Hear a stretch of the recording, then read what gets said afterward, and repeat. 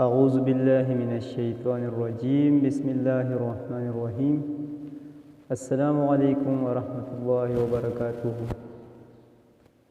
امید لرم چې ټول لوڼه خویندې به ټیک ټاک یې او الله هم همیشه دپاره خوشحاله او آباد ساته. ملګرو نن درته یوه ډېره مجربه وظیفه هم او ډېره اسانه وظیفه ته هم او وظیفه د څه دپاره ده جي نو وظیفه د لا علاج مرض دپاره ده.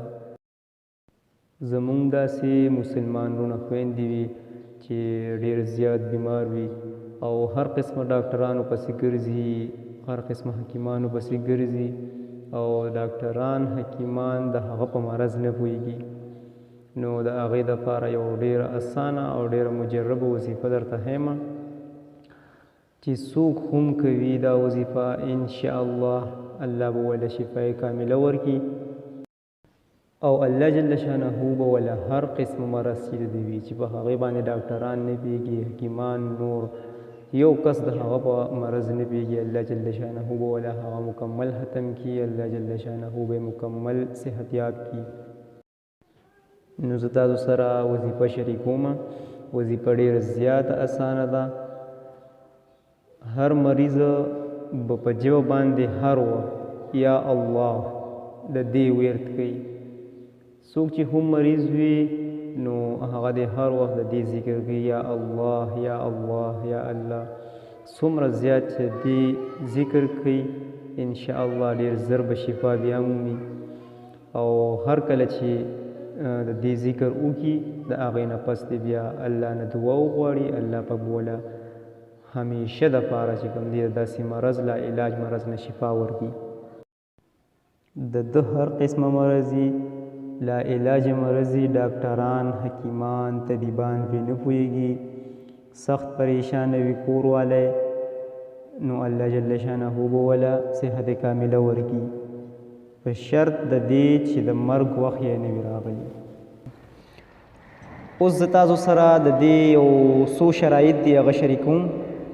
د دې چې کوم لومبی شرط دی نو 15 وخته مونځ دی. هر مریض به 15 وخته په اهتمام سره مونځ کوي، الله به دا وظیفه کار کوي.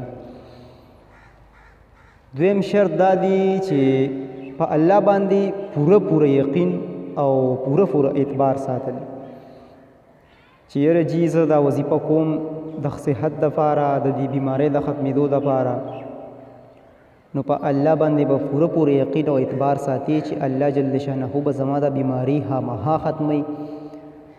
ځکه چې یو حدیث شریف مفهوم دی، الله جل شانه فرمایي چې زه خپل بنده سره داسې معامله کوم چې څنګه هغه په ما ګمان کوي. نو اوس که چېرې ستا په الله باندې اعتبار یې، ستا په الله باندې یقیني بروسۍ چې یاره جي ما دا وظیفه شروع کړې ده د خپل صحت دپاره د دې مرض دپاره او الله جل شانه به ما د هامها شفا راکوي، نو الله جل شانه به ستا اعتبار ستا چې کوم یقین په الله باندې دی چرې هم نه خرابوي. الله جل شانه به هامها تاله صحت کامله درکوي، زر تر زر به تاله صحت درکوي انشاءالله. او که نه ستا په زړه کې شکي چې یاره دا وظیفه به کار وکړي کار به ونه کړي، زما دا مرض به د وظیفې سره ختم شي ختم به نه شي، نو دا به بالکل نه کوئ. په الله باندې به پوره یقین ساتئ انشاءالله الله جل شانه به دله صحت کامله درکړي، الله به دله د دې بیمارۍ نه شفا درکړي.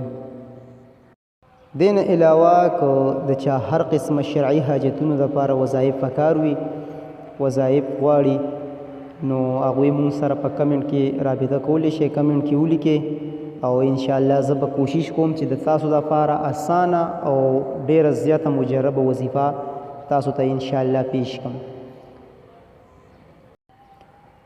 اوس زه تاسو نه اجازت غواړم، په خپلو دعاګانو کې مې یاد ساتئ. د الله په امان.